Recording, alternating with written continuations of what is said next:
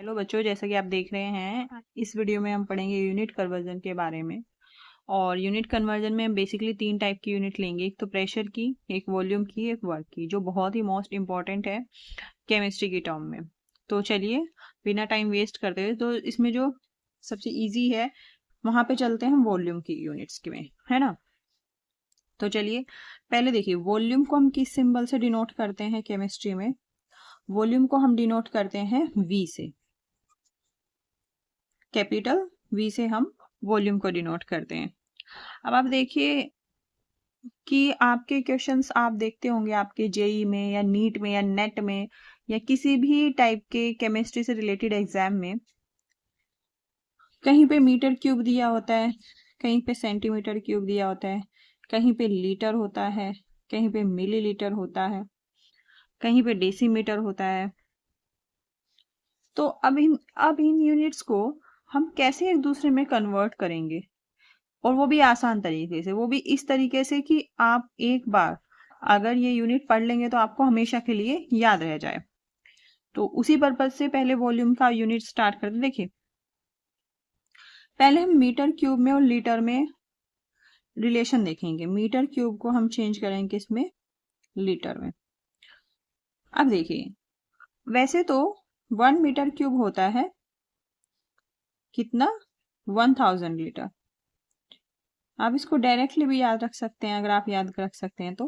1 metre cube होता है 1000 litre. अब इसको याद कैसे रखेंगे? इसको याद करने के लिए आपको क्या करना है, देखिए आप कोई भी क्यूब लो,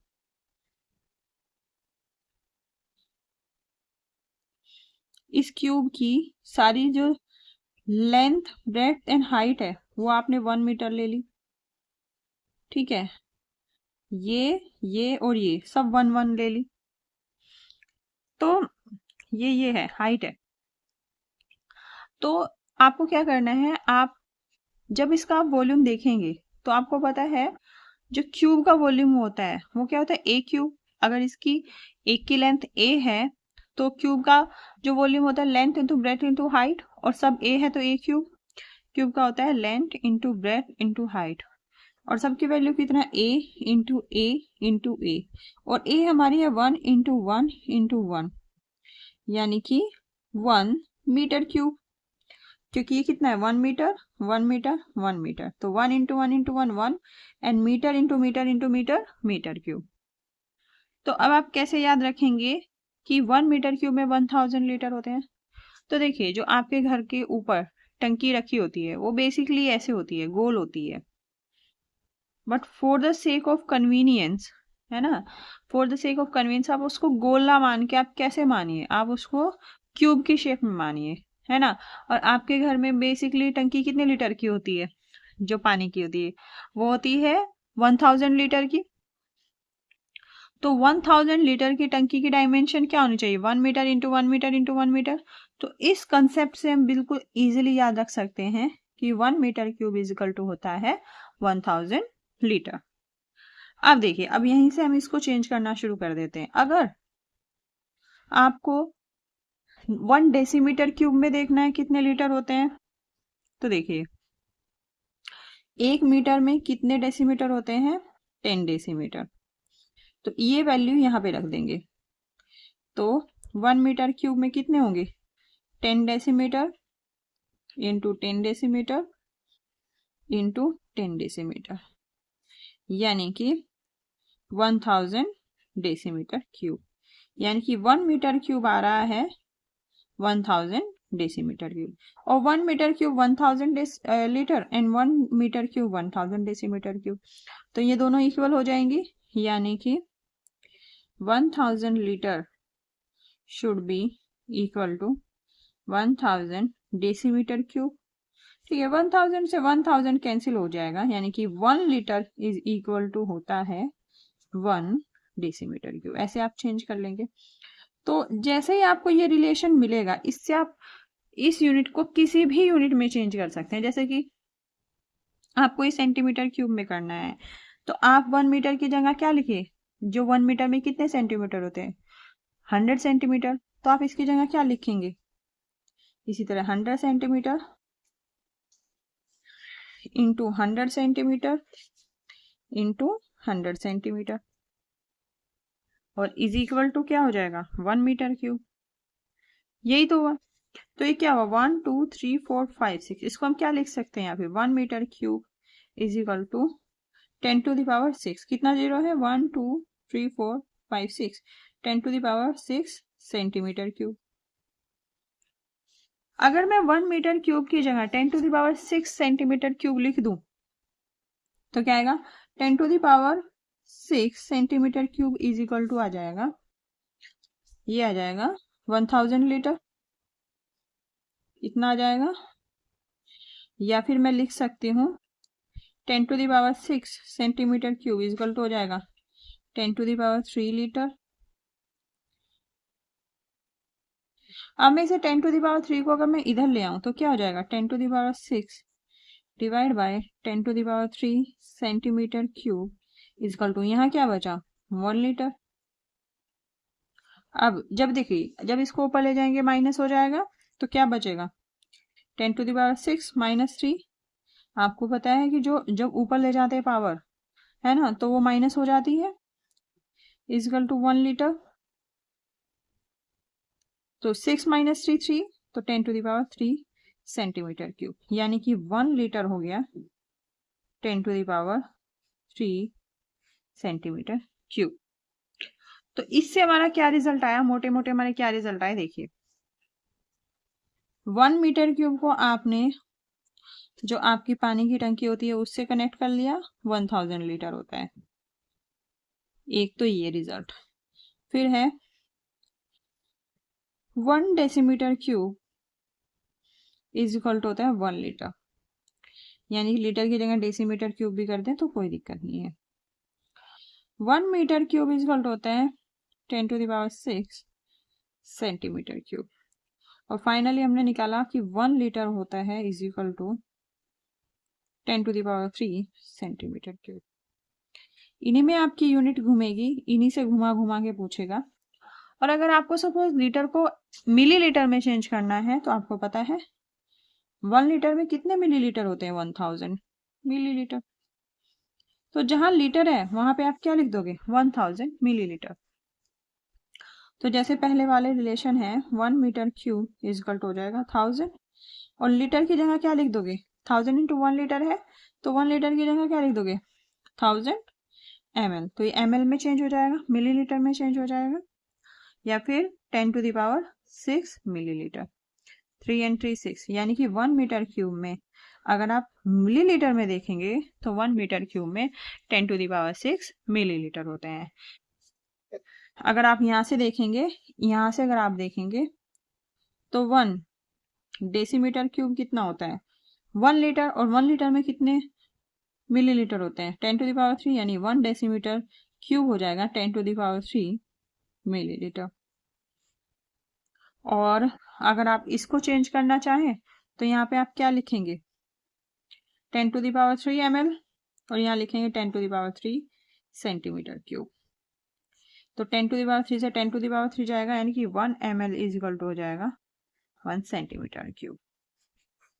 इससे पहले क्या था 1 लीटर किसके इक्वल था 1 डेसीमीटर क्यूब के। ठीक है, तो आई होप आपको वॉल्यूम की जो यूनिट है वो अच्छे से समझ में आ गई होगी। अब इसके बाद हम चलते हैं प्रेशर की यूनिट पे।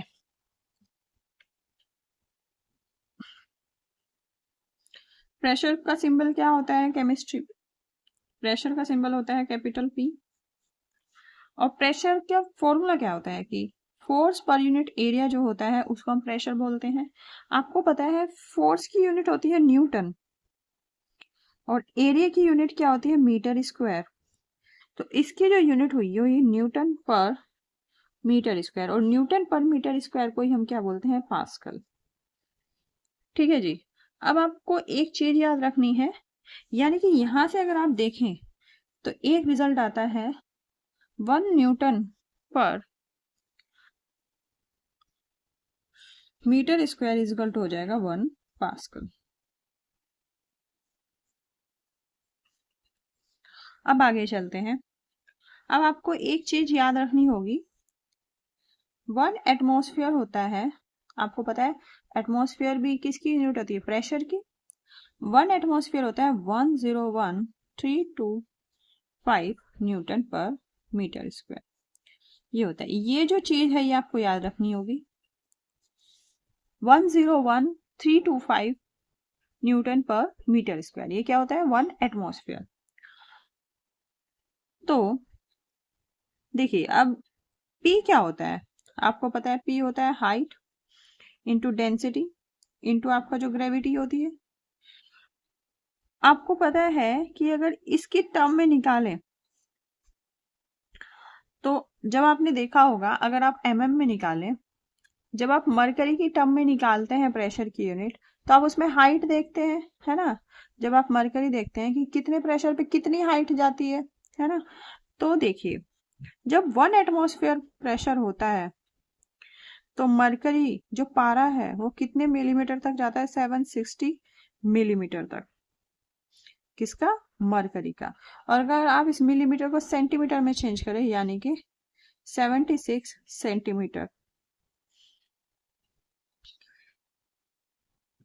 अगर आपको इसमें इस यूनिट में भी प्रॉब्लम आ रही है, वैसे तो आनी नहीं चाहिए, फिर भी अगर आ रहे, देखिए 1 मिलीमीटर में कितने मीटर होते हैं, 10⁻³ मीटर, ठीक है जी। तो और 1 मीटर में कितने सेंटीमीटर होते हैं, 10⁻², तो ये जाएगा 10⁻³ इंटू 10⁻², तो ये जाएगा 10⁻⁻1 10⁻⁻1 सेंटीमीटर। यानी कि मिलीमीटर को सेंटीमीटर में चेंज करने के लिए आपको 10⁻⁻1 से मल्टीप्लाई करनी पड़ेगी।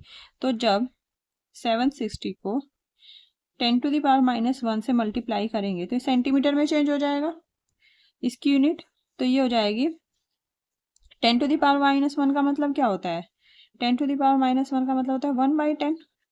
तो इस जीरो से ये जीरो गई, तो इसका मतलब होगा इसकी वैल्यू आएगी 76 सेंटीमीटर, किसका, मरकरी। तो इसका मतलब एक एटमॉस्फेयर पे जो मरकरी है वो 760 मिलीमीटर ऊपर चढ़ती है या फिर 76 सेंटीमीटर ऊपर चढ़ता है, क्या, मरकरी। अब आप अगला आगे देखिए, अब देखिए इस पे आ जाइए पहले पे, 1 न्यूटन पर मीटर स्क्वायर तो आपको पता है क्या होता है, 1 पास्कल। और मैंने अभी एटमॉस्फेयर की यूनिट बताई आपको कि 1 एटमॉस्फेयर होता है 101,325 न्यूटन पर मीटर स्क्वायर। इस न्यूटन पर मीटर स्क्वायर की जगह मैं पास्कल भी लिख सकती हूँ, क्योंकि 1 newton per metre square equal to होता है 1 पास्कल, है ना जी। अब आप क्या करें कि अब आप इसको 10⁻³ से अगर मैं इसको डिवाइड करूँ तो किलो पास्कल में आ जाएगा, क्योंकि 1 किलो में कितना होता है, 1000।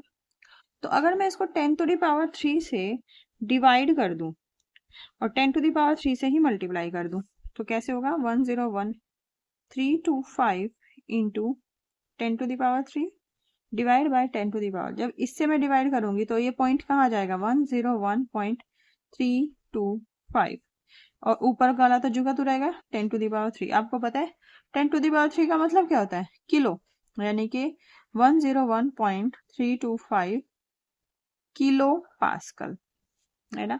10⁻³ हटा देंगे, किलो लगा देंगे, यानी कि 1 एटमॉस्फेयर इक्वल टू हो जाएगा आपका 101.325 किलो पास्कल। अगर मैं आपको बोलूं कि आप इसको क्या करें, 2 पॉइंट और इधर खिसकाएं, तो 2 पॉइंट और इधर खिसकाने के लिए मुझे 10⁻5 से मल्टीप्लाई और 10⁻5 से डिवाइड करना पड़ेगा, तो मेरा फाइनली क्या आएगा, 1 एटमॉस्फेयर आएगा 1.01325 इंटू 10⁻5 पास्कल। और आपको पता है 10⁻5 पास्कल को ही हम क्या बोलते हैं, 10⁻5 पास्कल को ही हम क्या बोलते हैं, 1 बार। यानी इसकी और इसकी जगह मैं क्या लिख दूंगी, बार, यह आ जाएगा 1 एटमॉस्फेयर इक्वल टू 1.01325 बार। यानी कि 1 एटमॉस्फेयर की अगर बार में यूनिट देखें तो ऑलमोस्ट ये सेम होती हैं, है ना, क्योंकि पॉइंट के बाद बहुत ही छोटा नंबर है। तो बार और एटमॉस्फेयर में हो तो ज़्यादा चेंज करने की जरूरत नहीं पड़ती, क्योंकि ऑलमोस्ट सेम होते हैं। 1 atmosphere is almost equal to 1 bar. अब आप ये देखिए, अब आपके दिमाग में क्वेश्चन आया होगा कि ये 76 आया कहाँ से। तो ये 760 जो वैल्यू है पारे की, जो ये वाली वैल्यू है, ये कहाँ से आई? देखिए ये आई इस फॉर्मूले से, जो हमने पहले फॉर्मूला लिखा था ना, इससे। तो देखिए अगर हमें प्रेशर निकालना है मरकरी की टर्म में, तो P क्या होता है? एच डी जी या एच रो जी। डेंसिटी को कभी रो से डिनोट करते हैं, कभी कभी हम डी से डिनोट करते हैं। आप किसी भी चीज से डिनोट कर लीजिए। अब हाइट तो हमें निकालनी है ना। तो हाइट, सपोज आपको हाइट नहीं भी पता है ना, अगर मुझे हाइट निकालनी है, प्रेशर मैंने 1 एटमॉस्फेयर ले लिया,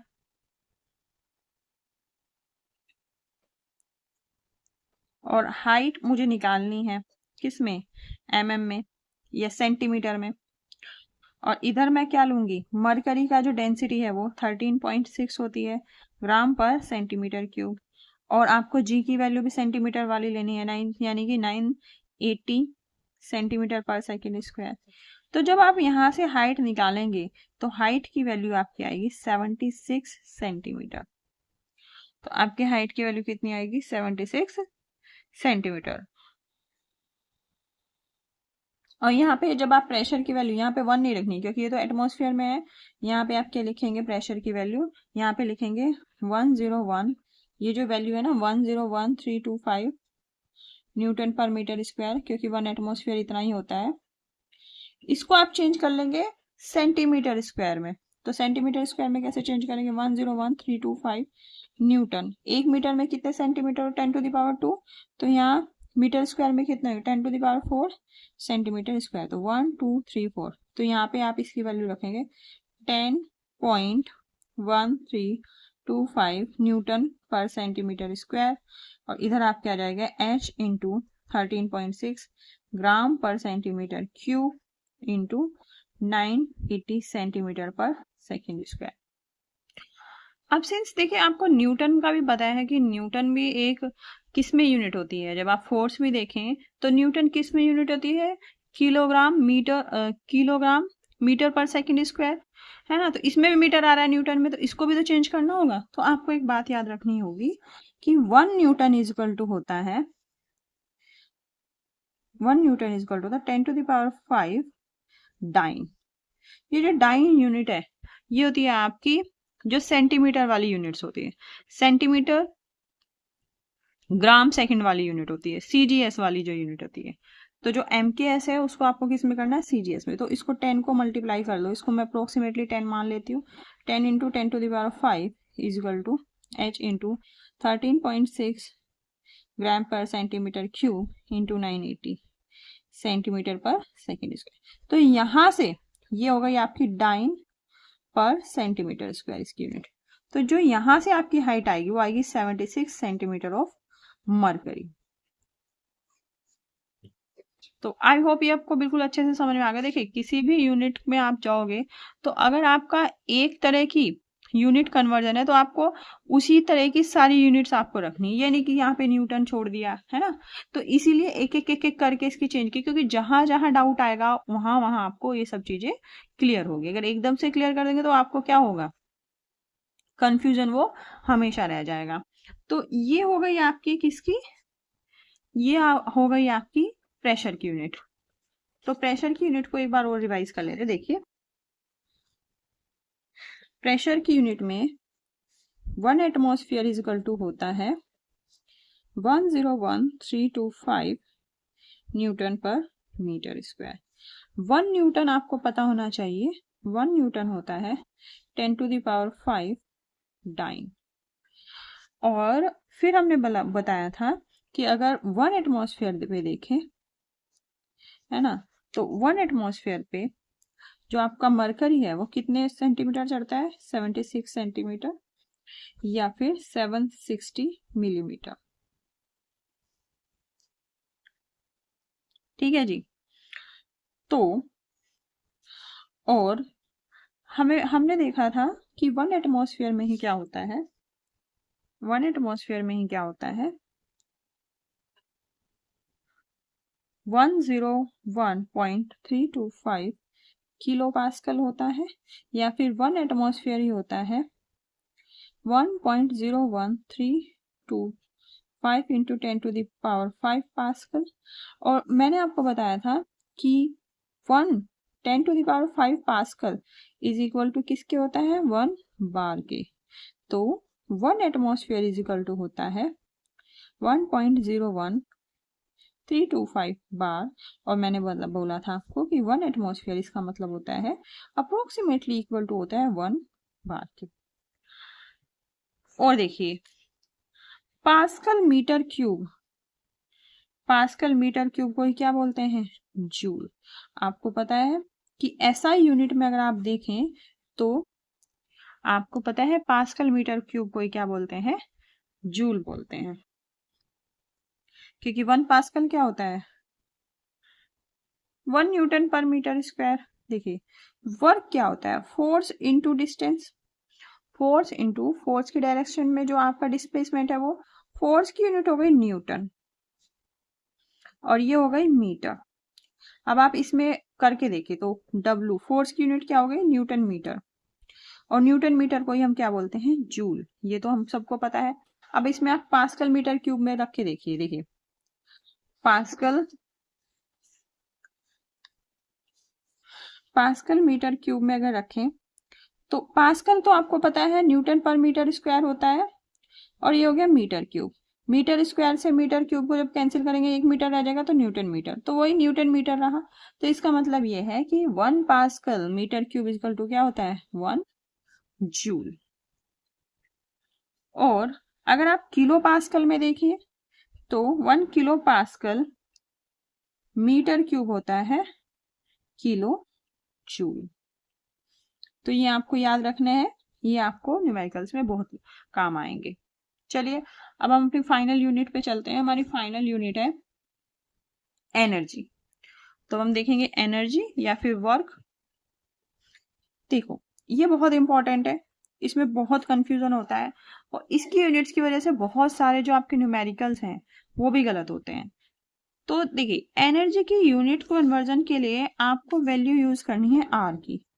आर क्या है आपका, आर है आपका गैस कांस्टेंट, और आपकी इसकी सारी वैल्यू पता होनी चाहिए, जूल में क्या होती है कैलोरी में क्या होती है। नहीं तो पहले हम आर की वैल्यू लिख लेते हैं।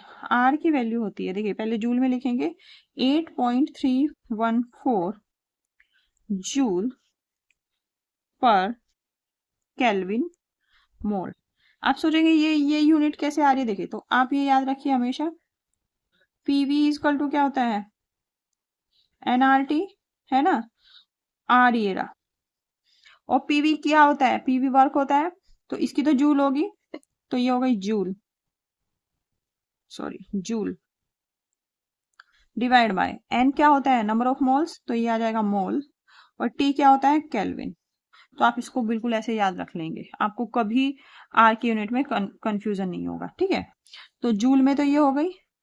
अगर आप देखें अगर प्रेशर की वैल्यू आप एटमॉस्फेयर में रखें और वॉल्यूम की वैल्यू आप लीटर में रखें तो आपकी आर की वैल्यू क्या आएगी, आर की वैल्यू आएगी 0.0821 लीटर एटमॉस्फेयर पर केल्विन मोल। यहाँ पे आपके P और V की वैल्यू किस में थी, यहाँ पे P की वैल्यू थी आपकी न्यूटन पर मीटर स्क्वायर में, वॉल्यूम की थी किस में मीटर क्यूब में, तो हमारी जूल में ये वैल्यू है, ठीक है। और अगर आप इसको लीटर में लिखे, वॉल्यूम को लीटर में ले और प्रेशर को आप एटमॉस्फेयर में ले तो आपकी ये वैल्यू आएगी। अगर आपको कैलोरी में लेनी है तो आर की वैल्यू आपको पता है, आर की वैल्यू होती है 2 कैलोरी पर केल्विन मोल। पीवी की वैल्यू क्या, पीवी की जो यूनिट होगी वो क्या होगी कैलोरी में। या फिर अगर आपको आर की वैल्यू किलो पास्कल में लेनी है तो ये क्या होगी 8.314, क्योंकि 1 न्यूटन पर मीटर स्क्वायर तो पास्कल होता है, तो ये होगी 8.314 kilo pascal litre per kelvin mole. ये मैंने कैसे लिख दिया, जूल को किलो पास्कल में, देखिए ऊपर था ना बोला था कि आप कैसे याद करेंगे कि 1 जूल क्या होता है, पास्कल मीटर क्यूब क्या होता है, जूल। अब आप बोलेंगे कि इसमें तो आपने मीटर क्यूब भी लिख रखा है, पास्कल मीटर क्यूब उसको जूल। तो देखिए यहाँ पे हमने क्या किया है, हमने इसको किलो पास्कल मीटर क्यूब नहीं लिखा, हमने लिखा है किलो पास्कल लीटर, तो लीटर को चेंज नहीं किया है। तो आई होप आपको समझ में आ गया। देखो आर की वैल्यू यहाँ से देखिए, जूल में हो गई 8.314, आर की वैल्यू लीटर एटमॉस्फेयर में हो गई 0.0821, कैलोरी में हुई 2 कैलोरी, और अगर आपको किलो पास्कल में दिया है, किलो पास्कल में लीटर में, तो हो गई 8.314, किस में हो गई, किलो पास्कल लीटर में। चलिए आगे चलते हैं। तो देखिए यहाँ पे अगर आपको ये चेंज करना हो एक दूसरे में, तो हम इसको कैसे चेंज करेंगे। आपको सारी आर की वैल्यू तो पता ही है। अब सपोज आपको जूल को कन्वर्ट करना है कैलोरी में, तो आर की वैल्यू आपको दी है 8.314 जूल पर केल्विन मोल। आपको पता है आर की वैल्यू किस में होती है, कैलोरी में होती है, 2 कैलोरी पर केल्विन मोल। केल्विन मोल से केल्विन मोल चले गए, ठीक है।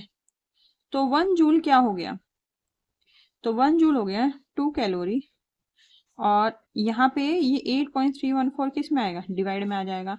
इसको आप सोल्व कर लेंगे, सोल्व करके क्या आएगा, सोल्व करके इसकी वैल्यू आएगी 0.240 कैलोरी, यानी 1 जूल इतना होता है। अगर आपको कैलोरी से जूल में जाना है तो 1 कैलोरी क्या होगी, ये 2 यहाँ पे डिवाइड हो जाएगा, तो हो जाएगा 24157 इतने जूल के लगभग, यानी 1 कैलोरी ऑलमोस्ट इतने जूल के ऑलमोस्ट होती। तो ये जो आपको वैल्यू दी है, इनसे आप क्या कर सकते हैं, एक दूसरे में बहुत इजीली आप यूनिट चेंज कर सकते हैं। तो आई होप आपको आज की यूनिट कन्वर्जन बहुत अच्छे से समझ में आ गया होगा। मुझे लगता है जहां तक उम्मीद आपको इसमें कंफ्यूजन होगा, इसको एक बार और कर लेते हैं। देखिए अगर आपको कंफ्यूजन दूर करना है, देखिए आपको जूल से किलो पास्कल लीटर में जाना है, तो आपको पता है एक जूल में क्या होता है। अभी देखिए ऊपर लिखा है कि एक जूल होता है पास्कल मीटर क्यूब, तो मैं 8.314 जूल को मैं लिख दूंगी, सॉरी, पास्कल मीटर क्यूब ऐसे लिख दूंगी, ठीक है। ये केल्विन पर मोल तो कैंसिल हो जाता है जब आप चेंज करते हैं। अब आपको पता है कि जब आप इसको किलो में चेंज करेंगे तो 10⁻³ से डिवाइड करेंगे और 10⁻³ से मल्टीप्लाई करेंगे किलो पास्कल में करने के लिए। 10⁻³ से मल्टीप्लाई, 10⁻³ से डिवाइड, अभी तो ये पास्कल ही है ना। जब ये डिवाइड हो जाएगा तो ये जब इसको आप किलो पास्कल में करोगे तो जो आपने डिवाइड किया है ये के में कन्वर्ट हो जाएगा, तो इसको आप क्या लिखोगे, 8.314 इंटू 10⁻³ किलो पास्कल, अभी मीटर क्यूब है। अब आपको पता है 1 मीटर क्यूब में कितने लीटर होते हैं, 1000 लीटर। तो 1 लीटर में कितने क्यूब होते हैं, सॉरी 1 मीटर क्यूब में कितने लीटर होते हैं, 1000 लीटर।